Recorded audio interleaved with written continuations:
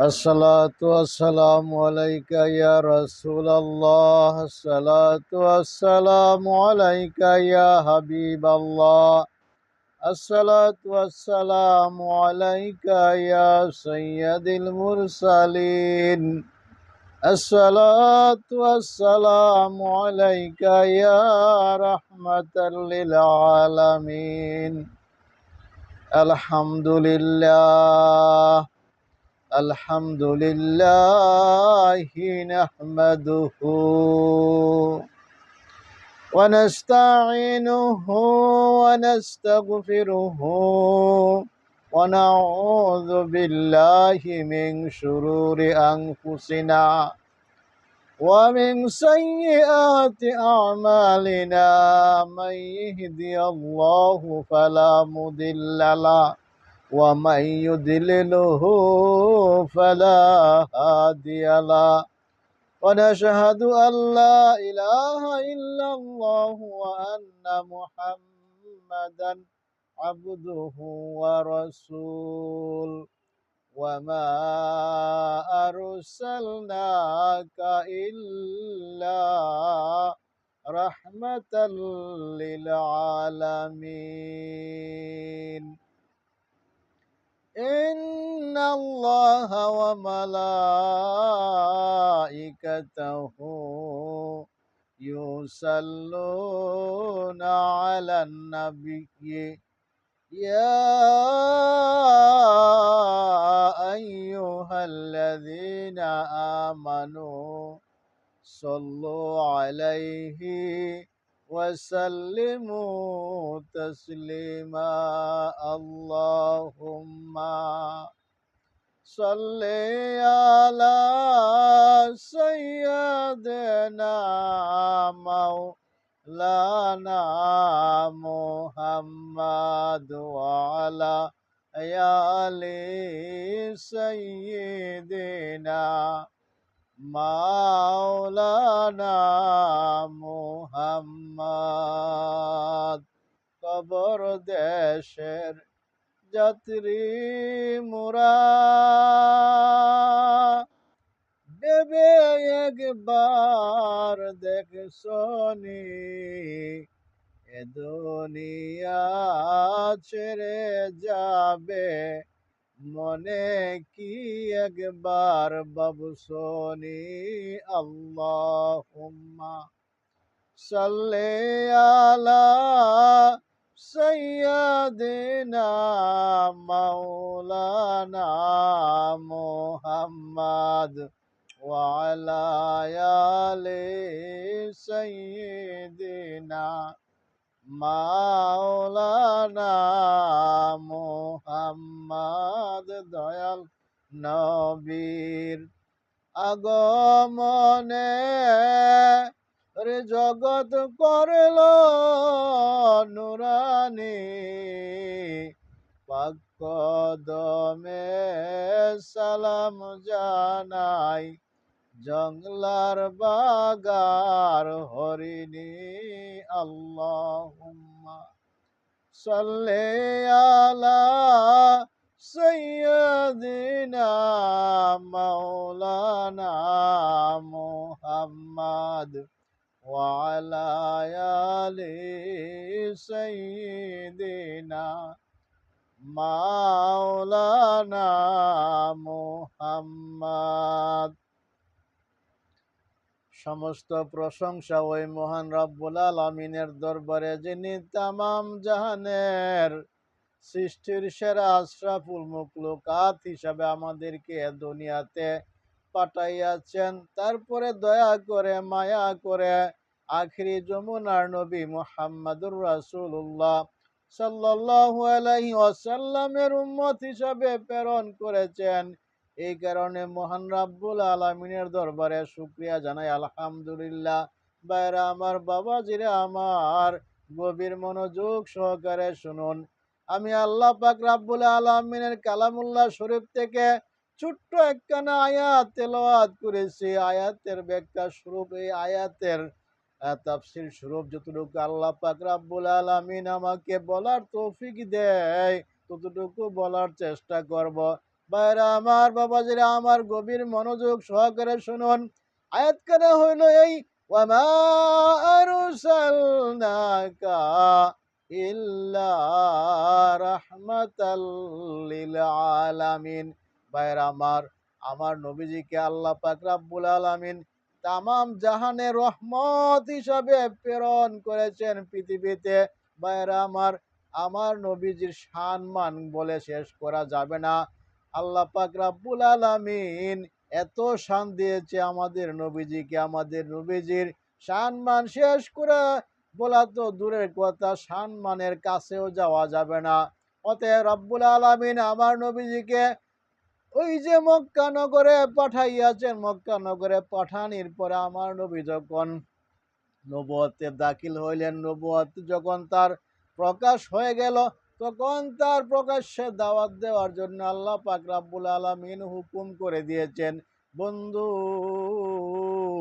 আমি আপনাকে যে রেসালাতের দায়িত্ব দিয়েছি, রেসালাতের দায়িত্ব আপনি এই যে দুনিয়ার বুকে প্রেরণ করেন, প্রত্যেকটা মানুষের সামনে আমার এই যে ইসলামের দায়িত্ব আমি আপনাকে বুঝাইয়া দিয়েছি, আপনি জনগণের কাছে পৌঁছাইয়া দেন, এটা আমার প্রতিজ্ঞা। ভাইরা আমার, বাবাজিরা আমার, মক্কা নগরে নবীজি বাস করতেন। নবীজি এবং এত বড় বংশে, একদম মর্যাদাশালী বংশের মধ্যে নবীজি পৃথিবীতে আসছেন। এই পৃথিবীতে আসার পরে নবীজি যখন দাওয়াত দেওয়া শুরু করলেন, তখন নবীজি ইসলামের পতাকা যখন উড়াইবার চেষ্টা করলেন, তার কিছু কাছের লোক খুব কঠিনভাবে জ্বালা যন্ত্রণা শুরু করে দিল। এমনকি নবীজিকে হত্যা করার জন্য তারা চেষ্টা করেছিল। তার মধ্যে সর্বপ্রথম চারজন তার এই কাছের লোক, আবু জেহেল, সাইবা, উতবা, আবু লাহাব, তারা কিন্তু নবীজির কাছের লোক ছিলেন। তারাই কিন্তু নবীজিকে অনেক যত্ন, অনেক কষ্ট দিয়েছেন, চেষ্টা করেছেন মারার জন্য। ভাইরা আমার, আল্লাহ পাক রব্বুল আলামিন যাকে দুনিয়াতে বাঁচাইয়া রাখে, কারো শক্তি নাই মারার, কারো শক্তি নাই তাকে আঘাত করার। এমনকি পৃথিবীতে আল্লাহ পাক রব্বুল আলামিন ক্ষুদ্র একটা প্রাণীকেও সুন্দরভাবে তার যে কদিন হায়াত আছে তাকে খাওয়াইয়া দাওয়াইয়া পৃথিবীতে তাকে সুস্থ রাখে। ভাইরা আমার, যখন মক্কা নগরে ইসলামের দাওয়াত দিতে শুরু করলেন, আমার নবী, দয়ার নবী, মায়ার নবী, দাওয়াত দিতে যাইয়া সর্বপ্রথম আবু জেহেল তার প্রতি আঘাত করা শুরু করলো। নবীজি দাওয়াত করতেন, দাওয়াত দিতেন, ইসলামের দাওয়াত দেওয়ার পরে আবু জেহেল, আবু লাহাব, সাইবা, উতবা এরা চিন্তা করলেন যে মোহাম্মদ কি শুরু করলো, এটা মোহাম্মদ এটা কি শুরু করলো, আমাদের পূর্বের পুরুষের ধর্ম বিলুপ্ত করার জন্য সে এক নতুন ধর্ম নিয়ে পৃথিবীতে এসেছে। না না, এই ধর্ম যদি এইভাবে প্রচার করতে থাকে, তাহলে আমাদের ক্ষমতা সব চলে যাবে, আমাদের ক্ষমতা থাকবে না, আমাদেরকে কেউ নেতা মানবে না, একমাত্র মুহাম্মদকে নেতা মানবে। এই কারণে তারা কি করলো, কটূক্তি করতে লাগলো। তারা কি করতে লাগলো, এইভাবে বিরোধিতা করতে লাগলো। বিরোধিতা করতে করতে একটা পর্যায়ে নবীজির প্রতি তারা এমন ভাবে বিরোধিতা করতে লাগলো, শেষ পর্যন্ত আমার দয়ার নবী, মায়ার নবী মক্কা ছাড়তে বাধ্য হলেন। তিনি চিন্তা করলেন, এত বিরোধিতার মধ্যে আমি কেমনে ইসলাম প্রচার করব না, এখন আমি একটু চেষ্টা করব যেন তারা, আমি যেন কিছুক্ষণের জন্য বা কিছু দিনের জন্য আমি এই মক্কা নগর ত্যাগ করে আমি যাব আমার মা হালিমার দেশে, সেখানে যাইয়া তায়েফে আমি ইসলাম প্রচার করব। ইসলাম প্রচার করলে হয়তো তায়েফবাসীরা আমাকে সজোরে গ্রহণ করবে, আমার ইসলামের পতাকা তারা উত্তোলন করবে, সেই আশা করে আমার দয়ার নবী, মায়ার নবী কি করলেন, তায়েফে রওনা করলেন। ভাইরা আমার, তায়েফে রওনা করার পরে নবীজি যখন তায়েফ দেশে যাইয়া ইসলামের দাওয়াত দিতে শুরু করলেন, তায়েফবাসীরা এমন ভাবে রাগান্বিত হইল, রাগান্বিত হওয়ার পরে তায়েফবাসীরা আমার নবীর প্রতি এমন জুলুম করতে লাগলো, এলাকার কিছু ছোট পোলাপান ছিল তাদেরকে লালাইয়া দিছে, লাগাইয়া দিছে। এই বাচ্চারা যাও এই পাগলটাকে তোমরা পাথর মারো, পাথর মারতে মারতে তাকে শেষ করে দাও। এভাবে পাথর মারা শুরু করলো বাচ্চারা। মারা শুরু করার পরে নবীজির গায়ের রক্ত মুবারক সারা গায়ে থেকে পড়তে শুরু করলো, ঝরতে শুরু করলো। এভাবে রক্ত মাথা থেকে সারা অঙ্গ থেকে এভাবে ঝরতে শুরু করলো। আমার আল্লাহ আমার আল্লাহ জিব্রাইলকে বলেন, জিব্রাইল রে, যা যা যা, যদি আমার বন্ধুর রক্ত মোবারক জমিনে পড়ে জমিন তামা হয়ে যাবে পৃথিবীতে, আর এই জমিনে কোনোদিন ফসল হবে না, তাইলে কেমনে হবে? তুমি যাও যাও যাও জিব্রাইল, যা তুই যা, কি করে আমার বন্ধুর রক্ত মুবারক জমিনে পড়ার আগেই তুই কি করবে, রক্তগুলি সংরক্ষণ করে নিবে। এইভাবে আমার আল্লাহ পাক রব্বুল আলামিন পৃথিবীকে ইসলাম প্রচার করার জন্য যুগে যুগে অনেক নবী পাঠাইয়াছেন। প্রত্যেক নবীগুলি ইসলাম প্রচার করতে যাইয়া অনেক কষ্টের শিকার হয়েছে। অনেক নবীগুলি কিন্তু মারাও গিয়েছে। এই কারণে আমার নবীজির নাম রাখছেন ওয়ামা আরসালনাকা ইল্লা রাহমাতাল লিল আলামিন। নবী মোর পরশমণি, নবী মোর সোনার কনি, নবী নাম জপে যে জন সেই তো দুজাহানের ধনী। নবী মোর পরশমণি, সে নামে মধু মাকা, সেই নামে জাদু রাখা, ওরে সেই নামে মজনু হইল মৌলাই আমার কাদের গুনি।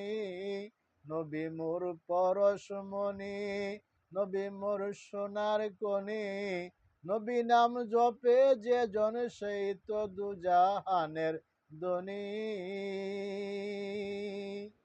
ভাইরা আমার, বাবাজিরা আমার, আমি আল্লাহ পাক রাব্বুল আলামিনের নবী মুহাম্মদুর রাসূলুল্লাহ সাল্লাল্লাহু আলাইহি ওয়াসাল্লামের প্রশংসা করে আমি শেষ করতে পারবো না। এমন ভাবে আল্লাহ পাক রাব্বুল আলামিন আমার নবীজিকে, আপনার নবীজিকে এত সম্মান দিয়ে পৃথিবীতে প্রেরণ করেছেন এই ইসলাম প্রচার করার জন্য। এই ইসলাম প্রচার করতে যাইয়া যারা যত নবীগুলি পৃথিবীতে এসেছে, প্রত্যেক নবীগুলি কিন্তু অনেক কষ্ট করেছে, অনেক লাঞ্ছনা সহ্য করেছে। কিন্তু এখন বর্তমানে দেখা গেল কিছু কিছু মানুষ আছে নবীজির ওই সম্মানটুকু ইজ্জতটুকু দিতে চায় না। বরং অনেক অনেক মানুষ আছে তারা পৃথিবীতে এসে নবীকে নবীকে তারা নিজের মতো মনে করে, নবীকে নবীর মতো মনে করে না, নবীকে সাধারণ মানুষের মতো মনে করে। কিন্তু না, নবীজিকে আল্লাহ পাক রব্বুল আলামিন আমাদের মতো পৃথিবীতে প্রেরণ করে নাই। আমাদের সে অনেক উত্তম নবীজিকে আল্লাহ পাক রব্বুল আলামিন কি করেছেন, দুনিয়াতে পাঠাইয়াছেন। এমন ভাবে পাঠাইয়াছেন, সর্বনবীর যত নবী এসেছেন সমস্ত নবীর ঊর্ধ্বে আমাদের নবীজিকে আল্লাহ পাক পাঠাইয়াছেন। এবং সব নবীগুলির সে আমাদের নবীকে আল্লাহ সম্মান দিয়ে পাঠাইয়াছেন। এমনকি আমার নবীকে আল্লাহ পাক দয়া করে মায়া করে আরশে আজমে নিয়ে আল্লাহ পাক রব্বুল আলামিন মেরাজ করাইছেন, দিদার লাভ করাইছেন। এমন নবীর উম্মত হওয়ার পরও যারা নবীজিকে নবীর মতো সম্মান করতে চায় না, নবীজিকে নবীর মতো তারা ইজ্জত করতে চায় না, তারা কিভাবে হাসরের দিনে নবীজির সাফায়াত পাইবে আমি এটা বুঝতেই পারতেছি না। ওয়া আখিরু দাওয়ানা আলহামদুলিল্লাহি রাব্বিল আলামিন।